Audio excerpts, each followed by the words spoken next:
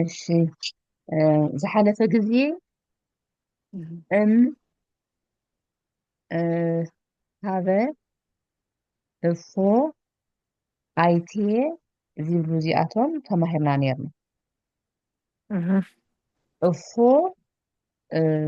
ሃው ዝብል ትርጉም እዩ ዘለዎ ኢልና ነርና። أو እም ተ ወይ ደሞ ፍሮም ዝብል ትርጉም እዩ ዘለዎ። ሃበ ደሞ ቱ ما ب ወይ ደሞ ናብ ዝብል ትርጉም እዩ ዘለዎ።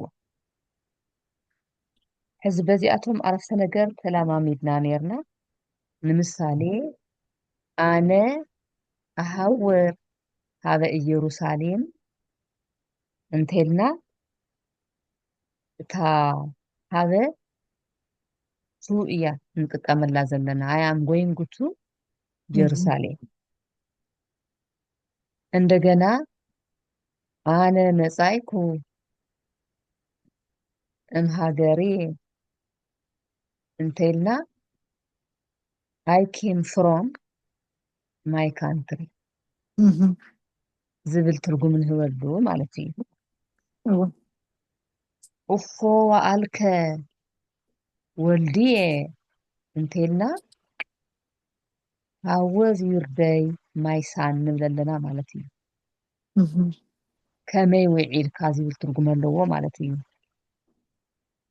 ስለዚ እፎ ንኸመይ ውዒልካ፣ ከመይ ውዒልኩም፣ ከመይ ውዒልኪ፣ ከመይ ውዒልካትክን፣ ከመይ ሓዲርኩም፣ ከመይ ንዝብልና ንጥቀመሉ ማለት እዩ።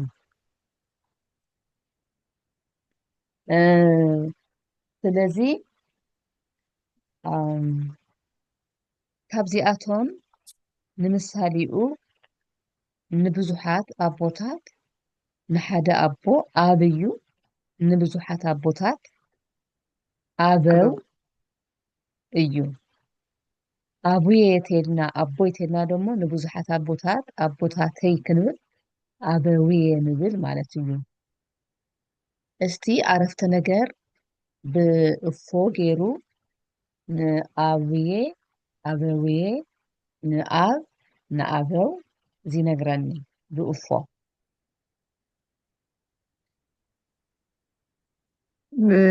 خمي وعيل كان ديو ويس وعيل ከመይ كان ديو ውዒልካ زبربو ወይ ከመይ زبربو تايبون ሓዲርካ ብኽልተ ክንጥቀም ንኽእል ኢና። እፎ ሃደርከ፣ እፎ ወኣልከ፣ እፎ ወኣልኪ፣ እፎ ሃደርኪ። ካብኡ ንብዙሓት ደሞ ከምኡ ጌርና ንሓደን ክንጥቀም ንኽእል ኢና። سو بزحت كون كله زبربنا ز سابجكت ديو تنزبل بروبلار زخون بجز كون እዚ كله ብዙሓት እዎ ሲንጉላር ኤንድ ፕሉራል እንድዩ ዘሎ مهم. ኣብ ምንታይ እዩ ዝቕየር? ንምሳሊኡ مهم. ኦ ሃደርከ ኣቡየ when we مهم. say that this is for singular ايوه ንሓደ ኣቦ مهم. እዩ ማለት እዩ። ايش እፎ ሃደርኩሙ ኣበውየ هدركم ኢልና ደሞ ንብዙሓት ኣቦታት ከመይ ሓዲርኩም ኣቦታተይ ንብል ኣለና። التي صغير مالتي እወ ትቕይራ ዘላ እታ እፎ ሓንቲ ዓይነት እያ። ايوه ኣብ ምንታይ እያ ትቕየር ዘላ? ሲንጉላር ኤንድ ፕሉራል ተርእየና ዘላ ኣብቶም verb ኣቡየ ዝነበረት ኣብቲ ናውን እዩ። ኣብቲ ቨርብ ዘይኮነ مم. ኣብቲ ናውን ኣበውየ ዝነበረት ኣቡየ مم. ዝነበረት ኣበውየ ትኾነላ ማለት እዩ። هدركم ولا تكون اللابا እወ ሃደርኩም ኣብቲ ቨርብ ኮለይ ሃደርከ ሃደርኩም እውን ትቕየረላ مهم. ሜይን ቨርብ ኦልሶ you are right مهم. مهم. ሶ እስቲ ሕዚ ኤግዛምፕል ሙከራ ማለት እዩ። ايش እስቲ መን ኣለዎ ዝጎነ ትራይ ننشت خوان كلها هدركم وديو تمساساي ديو እፎ ሃደርኪ مهم. እምነየ نبوزحت እፎ ሃደርኪ እህትየ እንተኢልና ايش ንብዙሓት ደሞ ሃደርክን ክትኮን እያ ማለት እዩ ዘመይን ቨርብ هدركن كم تقرنا ايه ايش እያ ሃደርክን። هاتي تخون مالتي እፎ ሃደርክን ኣሃትየ እፎ ሃደርክን እማትየ ትኾን ማለት እዩ። اوكي ስለዚህ እዚኣ ኤግዛምፕል ጌርና እስቲ ሕዚ ዝነግረኒ ዝሙክራዶ ናብ ብዙሕ ተይረሓቕና እሺ ኣቡዬ እምዬ እህትዬ ብዝብል ሲንጉላር ኤንድ ፕሉራል ማለት እዩ እዚ ስትሞክራ ከየብዛሕና ማለት እዩ ቀለም ኤዳ ተቐድሚ ዶ እንድሕር ከቢድክን ጀምር እሞ ኣነ ክእርመልክን እየ እሺ ክብል እምበኣር ኣነ ሶፎሽ ሰው ብሲንጉላር ክኾን ከሎ እፎ ወኣልኪ እምዬ ግርም ጽቡቕ ፕሉራል ኣለኹ እፎ ወኣልክን እማትዬ ቬሪ ጉድ ንኣቦ ደገና እፎ ወኣልካ ኣቡዬ ወኣልከ ወኣልከ እሺ እፎ ወኣልከ ኣቡዬ ኣቡዬ ኣቡዬ ተጠበቐ ኣቡዬ ኣቡዬ እሺ እፎ ወኣልከ ኣቡዬ እፎ ወኣልኩሙ ኣበውዬ ቬሪ ጉድ ቴንክ ካልእ ዝምክር ኣሎ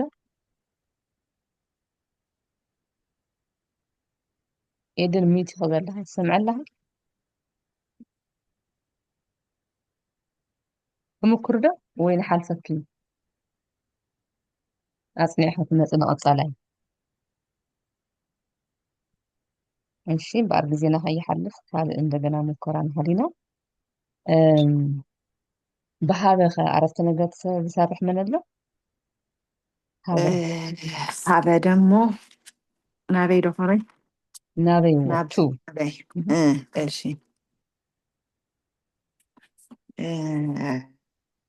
ሃበ ናበይ ትኸይድ ሃበ ትኸድ እንታይ እሞ ነበረ ሆረ ሃበ ሆረ ተሃውር ሄደ እዩ ዝብልዎ ሃበ ተሃውር ኣቡዬ ናብቲ ትኸዶ ኣቦይ እዩ ክብል ማለት እዩ ቦታ ግን ናብቲ ኣይገለፀን ገና ትኸድ ኣቦይ እሺ ሃበ ተሃውር ኣቡዬ እምሃገረ ደሞ ከእዩ ሃበ ተሃውር ኣቡዬ ወደ ናብ ኦኬ እሺ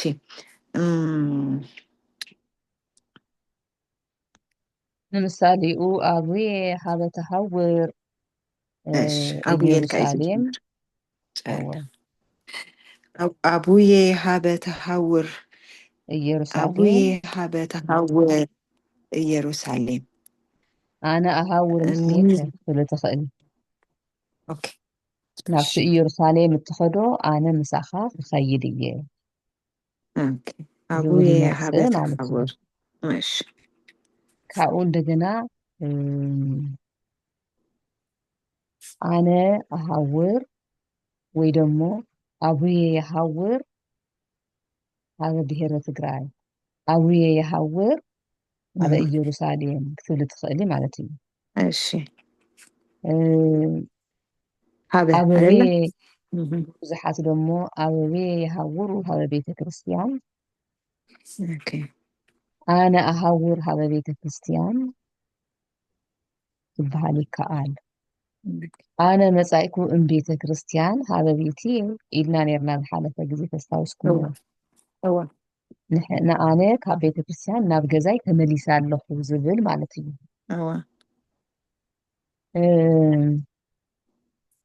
እስቲ ዝምክር ካልእ ኤደን ትምክር ዲኻ ሬዲ ዲኻ ገና እሺ ኤደን ኣይስምዕን ዘለካ ይስምዕ ኣሎ ይመስለኒ እሺ ኤኒዌይ ካልእ ደሞ ሰባኻ ደሞ ኣመሰገነ ነይሩ ኣነ እሴባኻ ለእሜ ድንግል ማርያም እሴብሃ ኣነ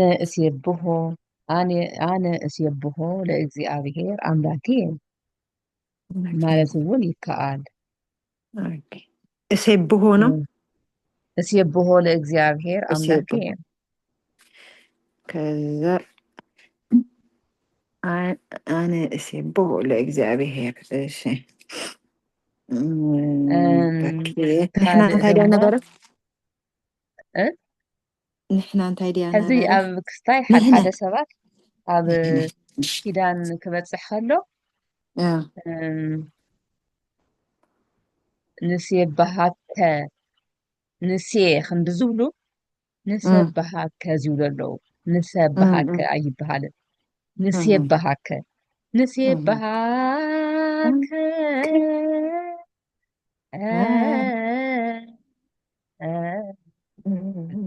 ኣብ ዝብል ዜማ ሓደ ሓደ ግዜ ክሰምዕ ከለኹ ንሰባሃከ ሰ ኢሎም ይፅውዕዋ ሰባት ኣለዉ እና ከምኡ ክኾን የብሉን ንስየባሃከ ምክንያቱም ሰባሃ ኣመሰገነ ይስየብህ የምስግን እዩ እስየብህ ደሞ መምስግን እዩ የመስግን ንስየብህ ደሞ ብዙሓት ኮይና ነምስግነካ ኣለና ማለት እዩና ሲ እያ ክትኮን ዘለዋ ኣብቲ ናይ ግእዝ ኣወራርዳ ዘይምፍላጥ እዩና ሲ እያ ክትኮን ዘለዋ ንስየባሃከ ንስየባሃከ እግዚኦ ንስየባሃከ እግዚኣብሔር ኣምላክነ እንተኢልና እግዚኣብሔር ኣምላኽና ነምስግነካ ኣለና ዝብል ትርጉም ኣለዎ ማለት እዩ ሶ ኣነ እስየብሖ ለእግዚአብሔር ኣምላኪ ካብ ፕላትፎርም ከሎ እንደገና ንሕነ ንሴብሖ ለእግዚአብሔር ኣምላክነ ኣምላክነ እወ ብዙሕ ተኮይኑ ኣምላክነ ንሕነ ንሕነ ንሕነ ንሴብሖ ለእግዚአብሔር ኣምላክነ ናይ ኩለና ኣቦ እዩ ኮይኑ ዘሎ ማለት እዩ ሓደ ተኮይነ ግን ፎር ሲንጉላር ኣነ እስየብሖ ለእግዚአብሔር ኣምላኬ when we say that means it's only for singular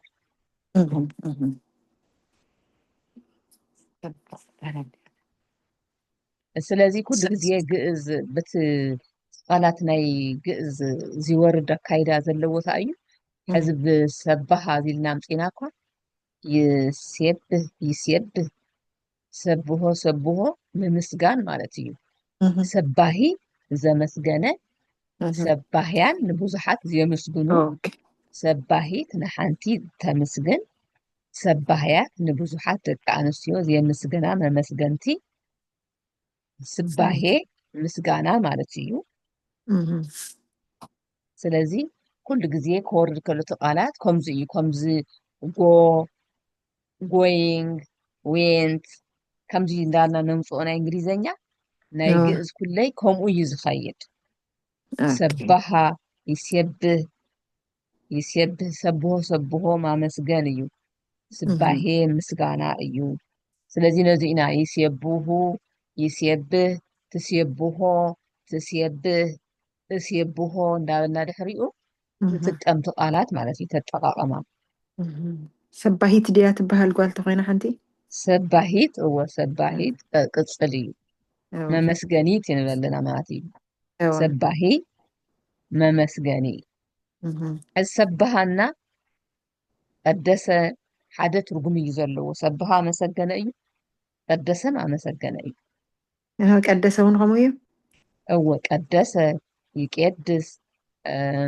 ይቄድስ ቀድሶ ቀድሶ ቀዳሲ ቀዳስያን ቀዳሲ ቀዳስያት ቅዳሴ ካብኡ ዝወፀ እዩ ካብ ቀደሰ ዝወፀ እዩ ስለዚ ቀደሰ ማለት ኣመስገነ ዝብል ትርጉም እዩ ዘለዎ ቅዳሴ ምስጋና ማለት እዩ ስባሄ ምስጋና ማለት እዩ ውዳሴን ሓደ ዓይነት ትርጉም እዩ ዘለዎ ወደሰ ኣመሰገነ እና ከምኡ እዩ ዝኸይድ ግን ሕዚ ንእሽተይ ከይከብደኩም ኢለ እየ እምበር እቲ ግሲ ኣወራርዳ ይበሃል እዚ ኣብ ቅኔ ቤት ትድውልላ ድግዲ ኤደን ትድውለላ ሚስ ኮላ ሪኤ መፂኒ ናብቲ ዋትስኣፕ መፅያ ደሞ ኣትያ ኣላ ሕዚ እንደገና ሙይት ጌራቶ እንደገና ስማዕ ድዩ ሕዚ ሰሚዕና ከለና ዋ ኣበይ ጠፊኺ ንስኻ ትሰምዕ ነርክ ኣነ ይዛረብ ስቕትብላ ኣይስማዕ ዘይስማዕ ነይሩ እዋ ጠፊኺ ነርክ